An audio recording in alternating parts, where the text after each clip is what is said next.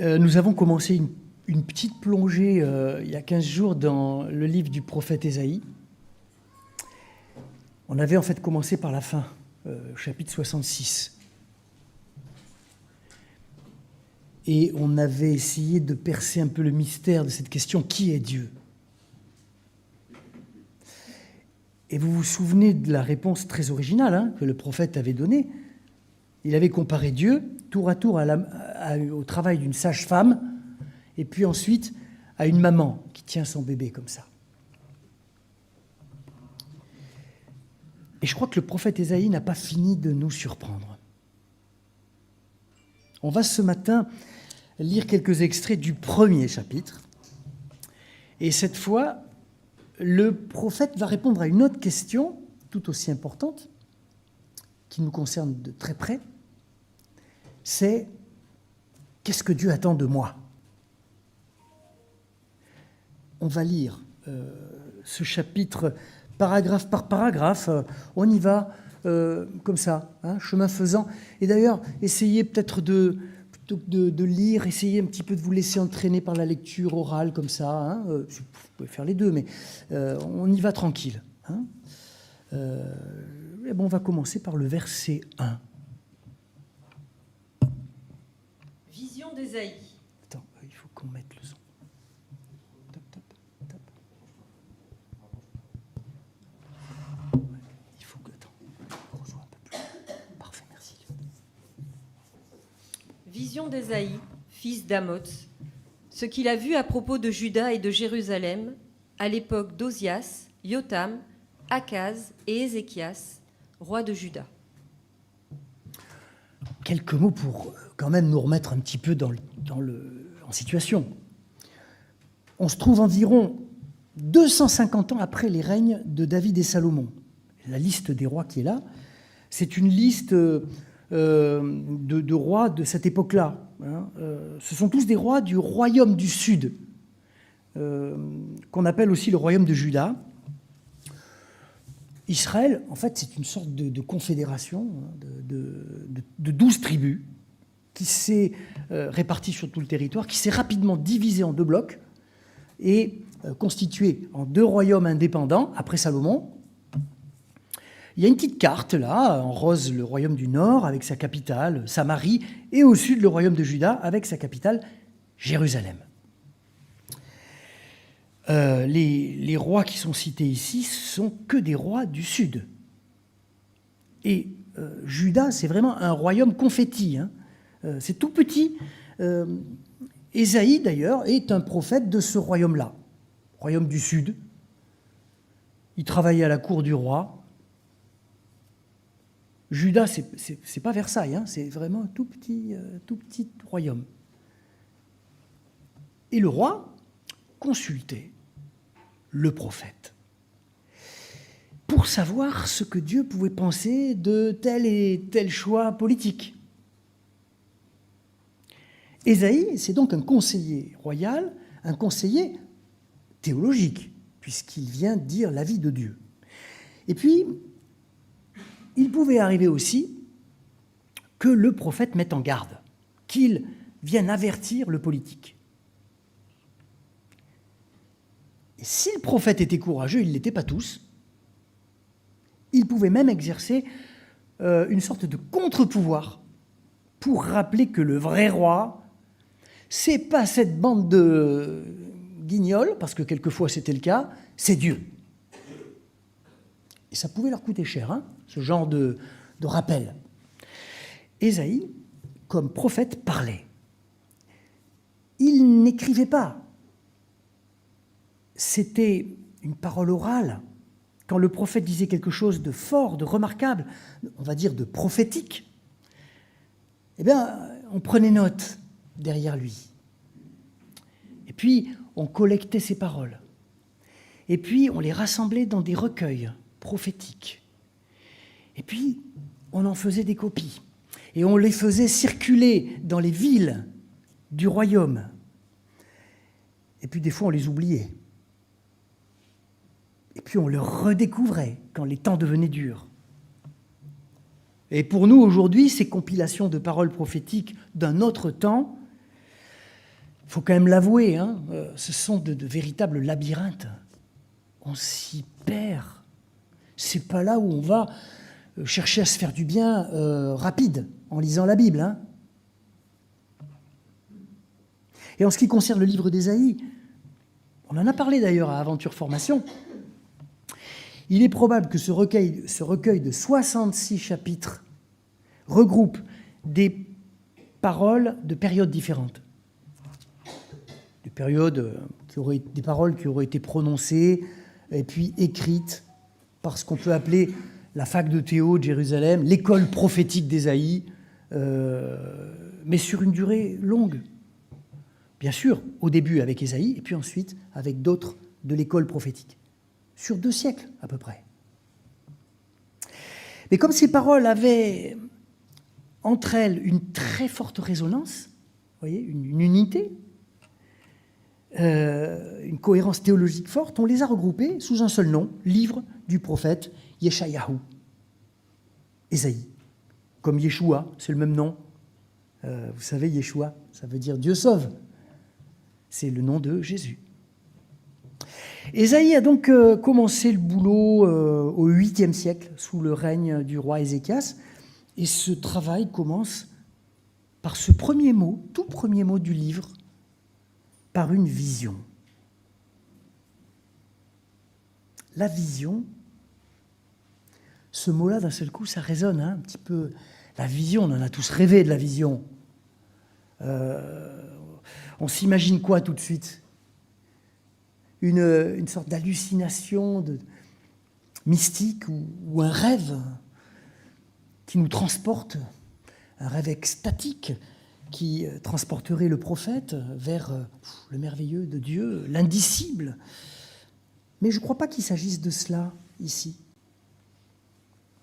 La vision, le razon, c'est quand le prophète veut transmettre son point de vue, la façon dont il voit les choses.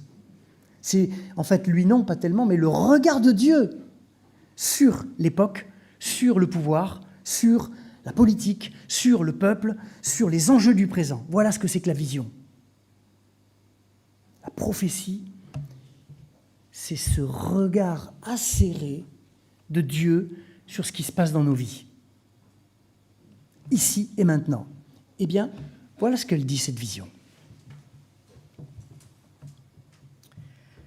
Ciel, écoute. Terre, prête l'oreille. C'est le Seigneur qui parle. J'ai éduqué et élevé des fils, mais ils se sont révoltés contre moi. Le bœuf connaît son propriétaire. L'âne connaît la mangeoire où ses maîtres le nourrissent. Israël, lui, ne connaît rien. Mon peuple ne comprend rien.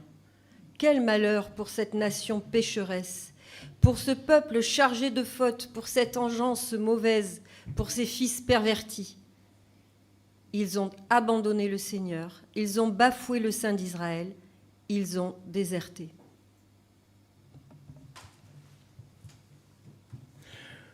Ce qu'exprime le prophète ici est assez simple. En fait, Dieu est en procès contre son peuple. Parce que c'est le langage de la procédure judiciaire qui est employé. Et la procédure judiciaire commence toujours en Israël par convoquer 2 témoins. C'est comme ça. Sans témoin, il n'y a pas de procès possible. Avec un seul témoin, c'est insuffisant.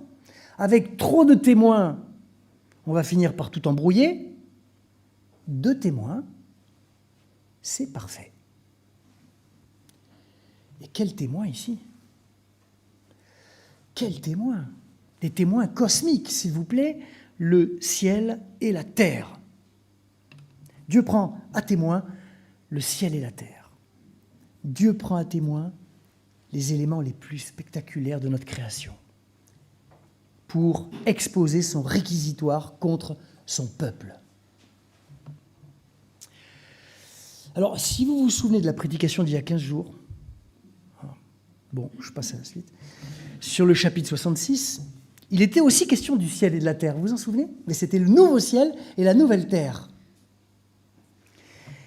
Cette prise à témoin du ciel et de la terre, en ouverture et en conclusion du livre, donne un caractère en fait universel au message d'Ésaïe. Vous voyez, pas simplement un message pour un petit peuple dans un coin du monde qui s'appelle Juda ou Israël. Alors maintenant, on peut en venir au chef d'accusation. Il est simple et il est accablant. Nous venons de l'entendre, Israël a abandonné le Seigneur. Il a bafoué le Saint d'Israël, qui est un nom donné à Dieu dans le livre d'Ésaïe en particulier. Il a déserté. Voilà les 3 chefs d'accusation. Le peuple de Dieu, pour le dire autrement, a perdu la tête. Il a perdu la mémoire. Il a perdu la boussole. Et le bœuf et l'âne ont plus de jugeote que lui. C'est pour dire. Au moins eux, le bœuf et l'âne, reconnaissent qu'ils doivent à Dieu leur existence. Israël l'a oublié. Ça vous fait penser à quelque chose, là, ce bœuf et cet âne? Non? Et cette mangeoire? Il y a tout, là. Ça vous fait penser à quoi? À Noël? Ben, bien sûr. On les retrouve à la crèche de Noël, le bœuf et l'âne. En fait, on les retrouve dans la crèche des églises, pas du tout dans la crèche des évangiles. Hein. Ah, petit détail intéressant, parce que cette présence du bœuf et de l'âne qu'on trouve dans toutes les crèches, on le doit à un évangile apocryphe, non pas à un des 4 évangiles, ni Luc ni Matthieu. C'est un évangile qui n'a pas été retenu dans le canon du Nouveau Testament, comme quoi il y a des traditions qui ont la peau dure, hein, plus dure encore que l'évangile lui-même. Et il y a des traditions qui ont la peau dure, et pas qu'à l'Église catholique, hein, d'ailleurs. Et là, on va voir que le plaidoyer divin, le réquisitoire s'approfondit. On peut lire à partir du verset 5. Où voulez-vous qu'il vous frappe encore, vous qui persistez à vous révolter? Toute la tête est malade, et le cœur tout entier est épuisé. De la plante des pieds jusqu'à la tête, plus rien n'est intact. Tout n'est que blessures, traces de coups et plaies ouvertes que personne n'a nettoyées, ni pansées, ni soignées avec de l'huile. Votre pays est un désert, vos villes sont incendiées. Sous vos yeux, des étrangers dévorent les produits de votre sol. Il n'en reste plus rien, comme une dévastation infligée à des étrangers. Seule la ville de Sion subsiste, comme une hutte dans une vigne, comme une cabane dans un champ de concombres, comme une ville assiégée. Si le Seigneur de l'univers ne nous avait pas laissé quelques rescapés, nous serions comme la ville de Sodome, nous ressemblerions à Gomorrhe.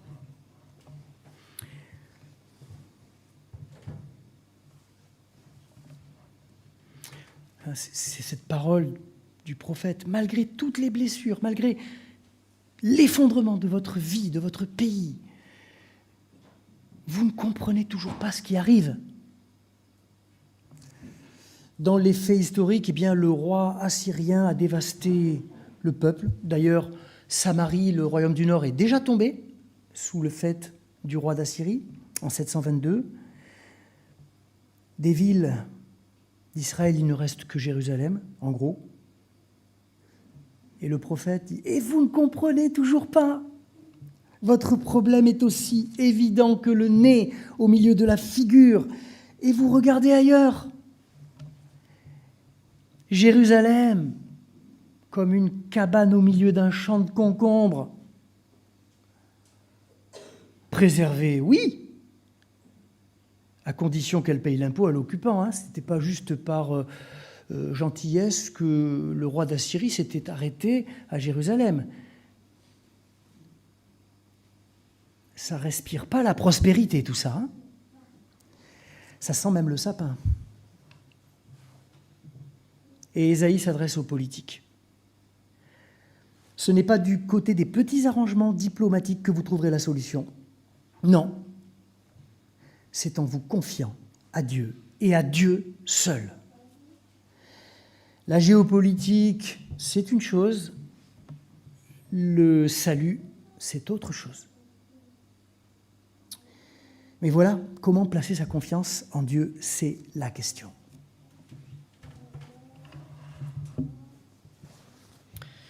Écoutez bien ce que dit le Seigneur, vous les dirigeants corrompus, dignes de Sodome. Soyez attentifs à l'enseignement de notre Dieu, vous, peuple perverti, dignes de Gomorrhe. Je n'ai rien à faire de vos nombreux sacrifices, déclare le Seigneur. J'en ai assez des béliers consumés par le feu et de la graisse des veaux. Je ne désire pas le sang des taureaux, des agneaux et des boucs. Vous venez vous présenter devant moi, mais vous ai-je demandé de piétiner les cours de mon temple ? Cessez de m'apporter des offrandes, c'est inutile. Cessez de m'offrir la fumée des sacrifices, j'en ai horreur. Cessez de célébrer les nouvelles lunes, les sabbats ou les fêtes solennelles. Je n'admets pas un culte mêlé au crime. Je déteste vos fêtes de nouvelles lunes. Vos cérémonies sont un fardeau pour moi. Je suis fatiguée de les supporter. Quand vous étendez les mains pour prier, je détourne les yeux pour ne pas voir. Vous avez beau faire prière sur prière, je refuse d'écouter, car vos mains sont couvertes de sang. C'est un message qui se passe presque de commentaires. Vous sentez la radicalité du message. Vos sacrifices, Dieu en a soupé. Les offrandes, les fêtes carillonnées, il n'en peut plus. Vos liturgies solennelles au temple, ça lui donne des hauts le cœur. La religion, au verset 11, si on traduit presque littéralement, ça le gave. Grave. Je suis rassasié de vos holocaustes. On sent là tout le dégoût.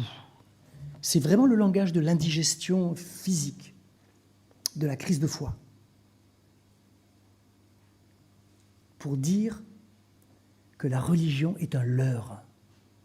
Pire que cela, que la religion est une insulte au Dieu d'Israël. Mais alors, si Dieu n'attend pas de nous des cultes, des rituels, des prières, qu'attend-il de nous ? La réponse est dans le texte.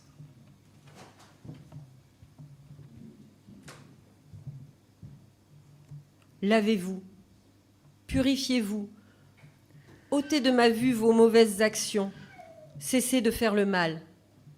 Apprenez à faire le bien, préoccupez-vous du droit des gens, mettez au pas l'oppresseur, rendez justice à l'orphelin, défendez la cause de la veuve. Voilà le programme du grand ménage. C'est du concret, hein ?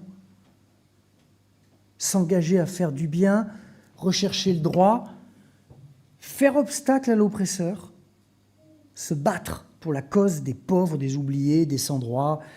Et il y a dans cette série d'exhortations un verbe qui est répété 2 fois. Ce mot est au cœur du message d'Ésaïe, en jaune, là. Recherchez le droit. Rendez justice. Et il faut s'interroger sur ce que ça veut dire. C'est des mots qui résonnent de manière un petit peu habituelle, mais qu'est-ce que ça veut dire ? Rechercher la justice, c'est pas si facile que ça à comprendre. Pour rendre la justice, pour la rechercher, il faut commencer par se faire un jugement personnel sur ce qui apparaît comme une injustice. Et force est de constater que ce qui est injuste pour l'un ne l'est pas forcément pour l'autre. Comme le traitement des migrants, par exemple. Leur présence peut être considérée par certains comme une invasion qui nous fait violence, qui est injuste. Et au contraire, pour d'autres, comme un appel à l'entraide, à l'accueil, aux soins. Il faut donc se faire un jugement.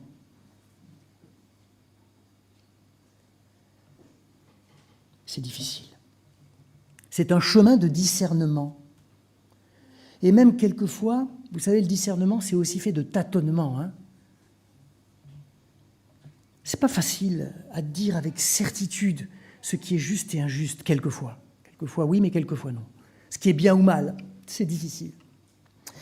Cette responsabilité de dire ce qui est juste et ce qui est injuste, elle incombe premièrement, nous le disons tous, et les Français encore plus forts que les autres, à ceux qui nous gouvernent, aux magistrats. Certes, mais c'est aussi une responsabilité relative à chacun d'entre nous. Et nous sommes très forts en France pour exiger de nos élus, de nos magistrats, des solutions à des problèmes insolubles. Mais ne dit-on pas qu'on a les responsables qu'on mérite ? Ce qui est demandé ici, c'est de porter un regard juste. Les despotes, les dirigeants, corrompus, violents, dehors. C'est simple, ça. Prions pour la destitution des despotes et des dirigeants violents. À l'inverse, faire droit aux plus fragiles de notre temps, c'est simple aussi. Qui sont les veuves et les orphelins aujourd'hui ? C'est les demandeurs d'asile, les personnes harcelées à l'école, les étudiants sans le sou, les femmes maltraitées. Puis qu'on mette un instant un petit peu au second plan les punaises de lit, si vous voulez bien. La justice dont il est question ici, ce n'est pas d'abord la justice des palais de justice, mais celle de notre combat personnel, de notre engagement personnel et collectif pour la justice, pour une société plus harmonieuse dans laquelle nous, chrétiens, nous avons un rôle à jouer. Et en fait, il s'agit plus précisément de notre ajustement personnel et collectif aux injustices de notre temps. C'est de ça que parle Ésaïe ici. Et c'est une interpellation très forte, très actuelle. Et ce n'est pas une option réservée à ceux d'entre nous qui ont la fibre sociale. Non. Non, non, il s'agit là du véritable culte. C'est la façon dont Dieu veut être servi. Parce que c'est de cette façon que Dieu se tient à côté de la veuve et de l'orphelin, lui en personne. Vivre avec Dieu, c'est vivre devant Dieu.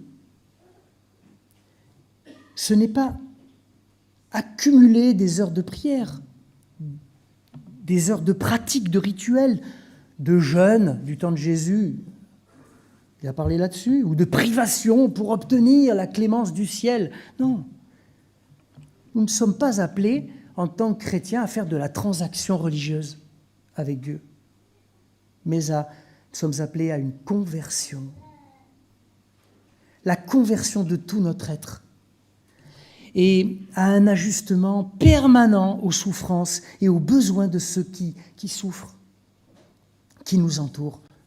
Alors comment vivre concrètement cette conversion, cet ajustement ? Eh bien, là encore, le prophète est très clair. On va le lire. C'est grâce à l'oreille. Venez donc, dit le Seigneur, nous allons nous expliquer. Si vos crimes ont la couleur du sang, ils deviendront blancs comme neige. S'ils sont rouges vifs, ils prendront la blancheur de la laine. Si vous êtes bien disposés, si vous m'écoutez, vous vous nourrirez des bons produits du pays. Mais si vous refusez, si vous êtes rebelles, vous serez tués par l'épée. C'est la bouche du Seigneur qui parle. Voilà le secret de la conversion et de l'engagement contre l'injustice. C'est l'écoute de la parole du Seigneur. L'oreille, c'est l'organe majeur, le canal de la rencontre avec Dieu et avec les autres. Comme le chante le psaume 40, « Tu ne désires ni offrande ni sacrifice, tu m'as ouvert les oreilles. » C'est dans cette disposition d'esprit d'ailleurs que demain, à 18h30, nous faisons résonner à haute voix les paroles de la Bible. Venez voir, venez plutôt écouter cette parole lue ici, publiquement. La parole du Seigneur veut donc faire événement dans notre vie. Et pour ça, il faut s'exposer un peu à son message. Par sa parole, Dieu s'ajuste lui-même à nous. Dieu parle notre langage. Oui, nous sommes invités à rechercher la justice en nous ajustant au message de Dieu. L'entendons-nous? En nous ajustant aussi aux souffrances des plus fragiles, par l'écoute, par le dérangement, l'inconfort personnel.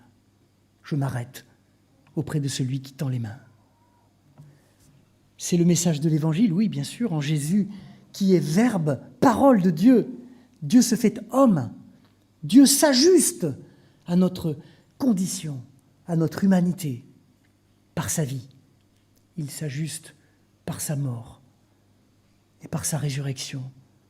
Il se fait proche, il se fait salut pour nous. Amen.